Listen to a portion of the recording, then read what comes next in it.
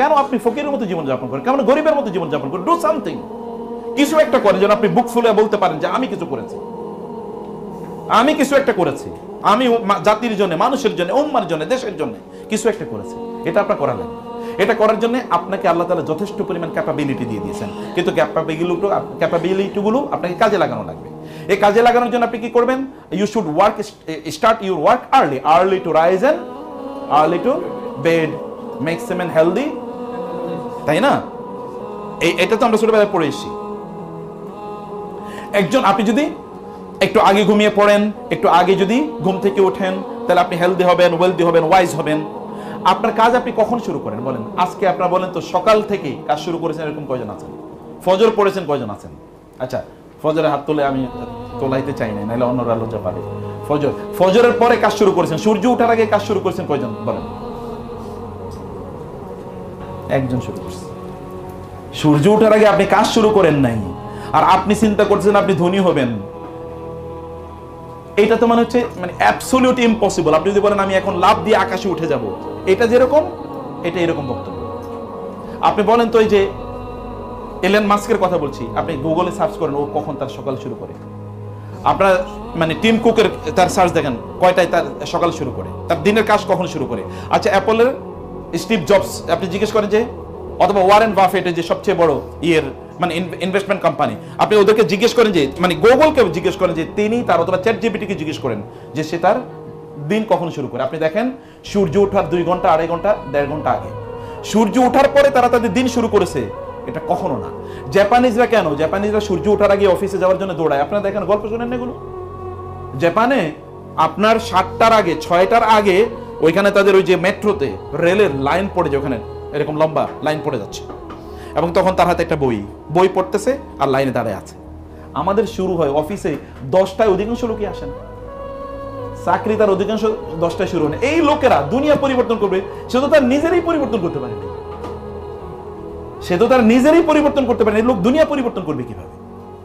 আপনাকে দুনিয়া পরিবর্তন করার জন্য আপনাকে কি, আপনি এখন দেখেন ফেসবুকে, আপনার যদি, যেমন আপনারা আমাকে চেনেন হয়তো অনেকে ফেসবুকের কারণে, ফেসবুক যদি না থাকে তাহলে আপনারা কেউ আমার চিন্তা না। এরকম অবস্থা এরকম না? অধিকাংশ সেলিব্রিটির মানুষ কিসের কারণে চেনে? ফেসবুক অথবা অনলাইনের কারণে চেনে। অনলাইন না থাকলে কে চিনতো আমাদেরকে? কেউ চিনতো না। তাই ফেসবুক যে ছেলেটা বানাইলো,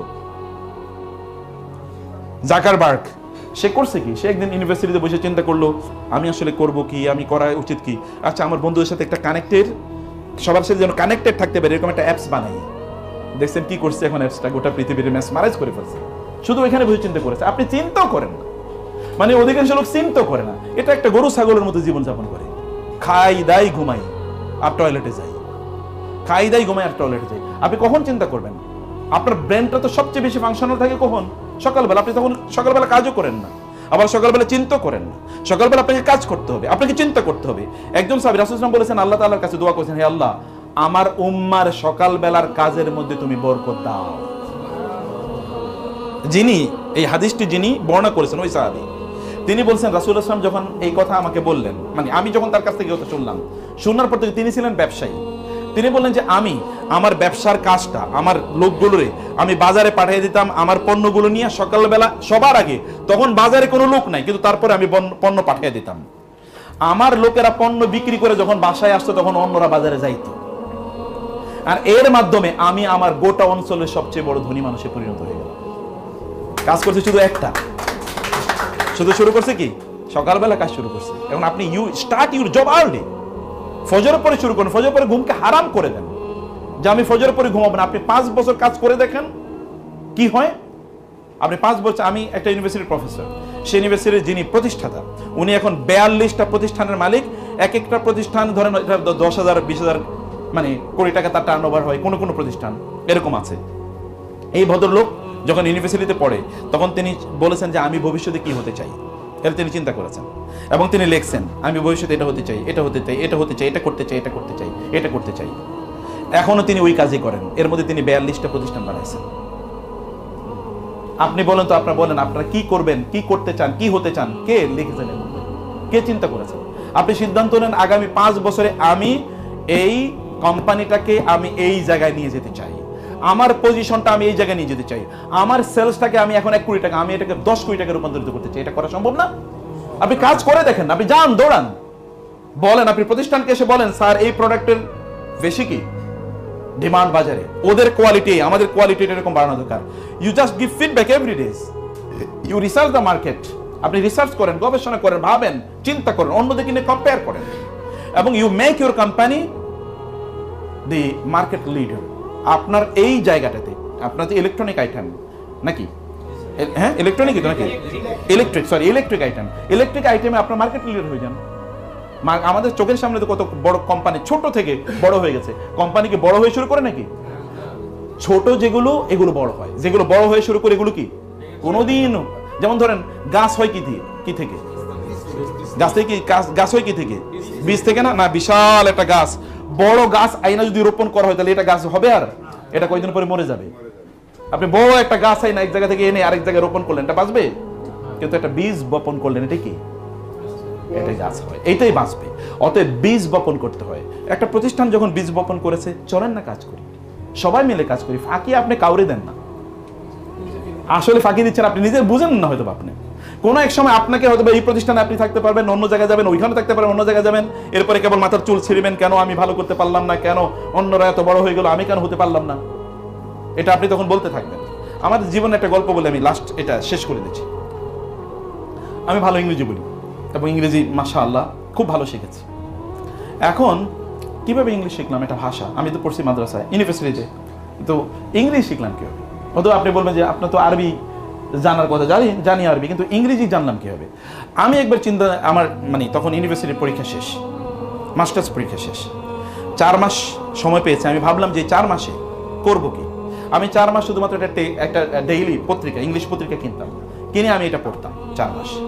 4 মাসের পরে আমি দেখলাম আমার ইংরেজির লেভেল এই জায়গায় গিয়েছে, যারা আমার সামনে ইংরেজি বলার জন্য বসে তারা একটু মানে একটু কিছু করে তারা একটু স্ট্যান্ড হয়ে যায়, যে না ঠিক আছে আর ইংরেজি বলবো না, সাথে বাংলাই বলি। 4 মাস পরে ইন্টারভিউ হলো একটা ইউনিভার্সিটিতে, তখন প্রাইভেট ইউনিভার্সিটি, এটা ওই যে ভাই যে কথা বলছেন ইন্টারন্যাশনাল ইসলামিক ইউনিভার্সিটি, এটা ঢাকা ক্যাম্পাস। এখানে ইন্টারভিউ হলো, ওইখানে আমি ইন্টারভিউতে জয়েন করলাম।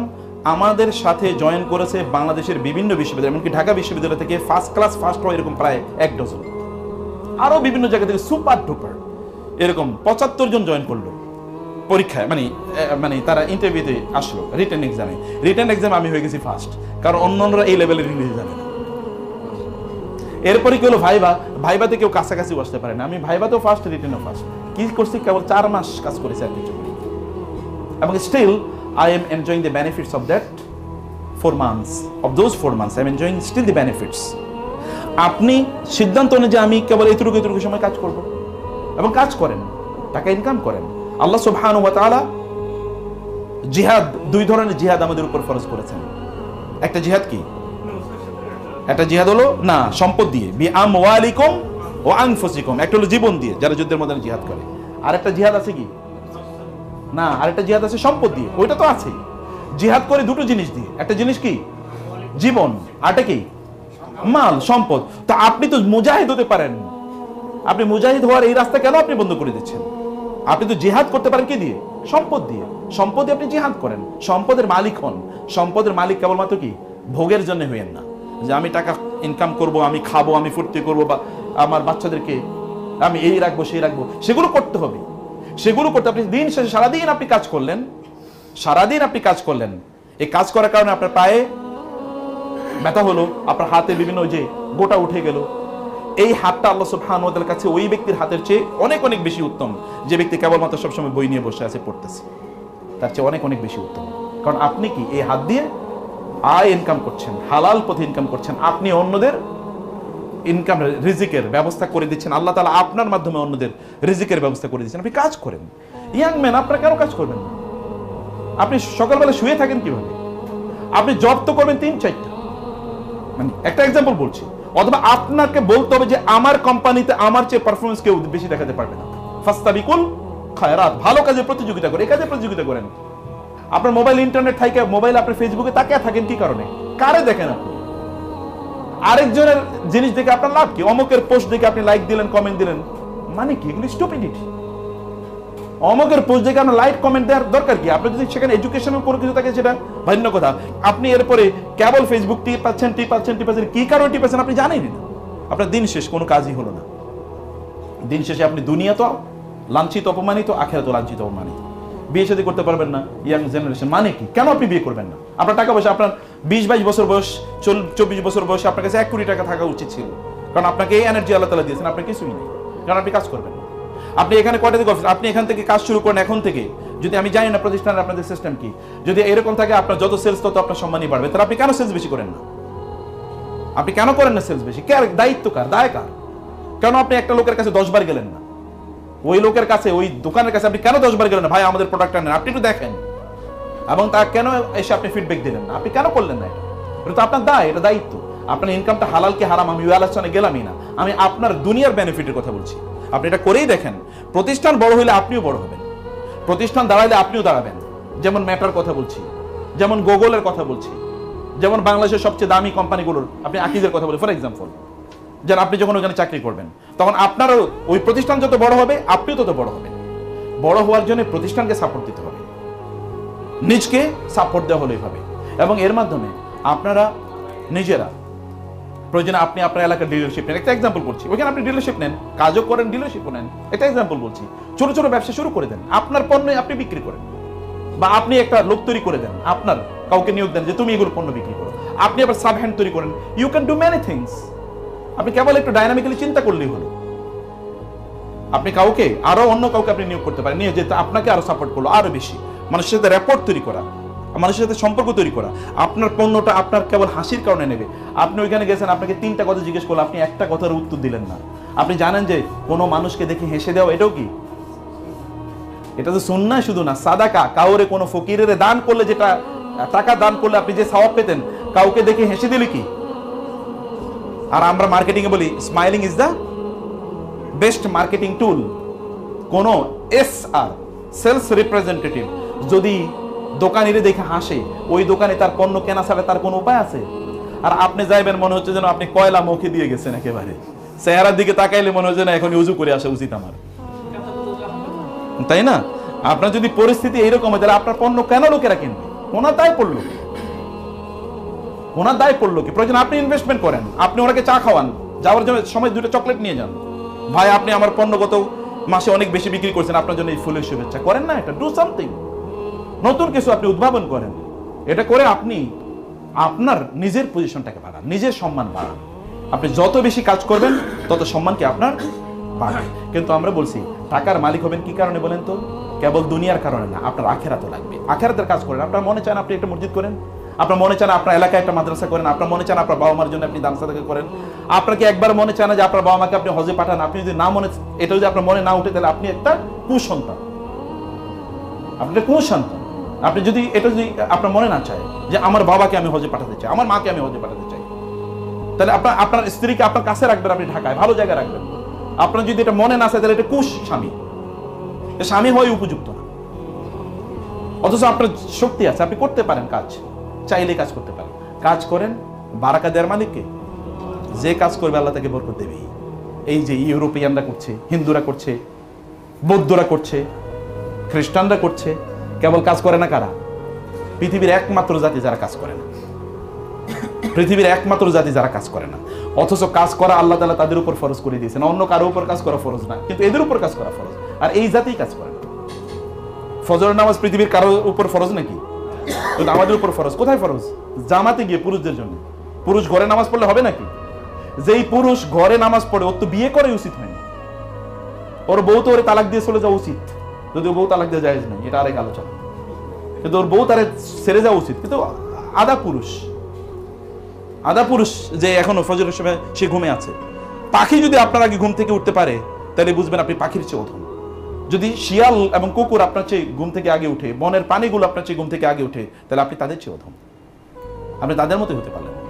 তোমার ছেলে জাগলে মাগো রাত পোহাবে, তবে আপনাকে জাগতে হবে, তাইলে রাত পোহাবে ইনশাআল্লাহ। তাহলে আপনারা উম্মার জন্য সম্পদ হন, আপনার ভালো ব্যবসায়ী হন, আপনার ভালো কর্মী হন।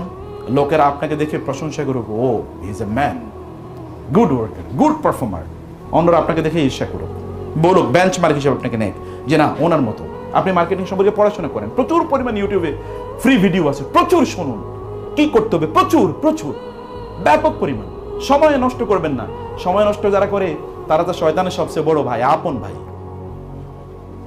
অন্যরা তো শয়তানের খালতো ভাই, কিন্তু এরা শয়তানের আপন ভাই। ইন্নাল মুবাজ্জিরিনা কানু ইখওয়ানা শায়াতিন। শয়তান একবার তার মজমাকে নিয়ে বলছে যে আমরা মানুষের পথভ্রষ্ট করতে চাই, কেমনে পথভ্রষ্ট করতে পারবো বলো। শয়তান চেলা চামুন্ডরে নিয়ে বলছে, একটা পিচ্চি একেবারে পিছনে বসে আছে, বলে স্যার আমার একটা প্ল্যান আছে। সে তো ছোট, সে বলছে যে আমি আসলে বললে আপনি কি মনে করবেন, সবাই এত ভালো ভালো প্ল্যান দিছে। তো বলছে তোমার প্ল্যানটা কি কও? বলে যে আপনি মানুষের ঘড়িটারে উলট পালট করে দেন, ঘড়ির উলট পালট করে দিলে মানুষ সব শেষ হয়ে যাবে। বলে মানে কি? আমি তো বুঝি নাই, ঘড়ি উলট পালট করে দেয় মানে কি? বলে তার টাইমগুলো এলোমেলো করে দেন, কখন ঘুমাবে, কখন উঠবে, কখন খাবে, কখন কাজ করবে, কোনো কিছু যেন ঠিক মতো না চলে। এটা করে দেন, তাহলে দেখবেন এগুলো সব পাগলের মধ্যে ঘুরতে থাকবে। বলে তুই তো ভালো আইডিয়া দিছিস, তোর এখন কি দেওয়া হোক, নোবেল প্রাইজ দেওয়া হোক। এবং ওই আইডিয়াতে এখন সারা পৃথিবীর মানুষ চলতেছে, মুসলমানরা সবচেয়ে বেশি চলতেছে ওই আইডিয়া বসে। দেখেন আপনার কোনো টাইমিং ঠিক নাই, আপনি বলতে পারবেন না যে আমি ডেইলি সকালে ঘুম থেকে উঠি। আপনার তো সেলসম্যান আপনি বা এসআর, আপনি সিদ্ধান্ত নেবেন সকাল 10টার আগে আমার সেলসের সকল কাজ শেষ, এরপরে আমি ফুরফুরা ভাবে চলবো সারাদিন। এইটা আপনাকে সিদ্ধান্ত নিতে হবে। তাইলে দেখেন আপনি see the change, you do it for 1 2 3 months 4 months and you see the changes in your life.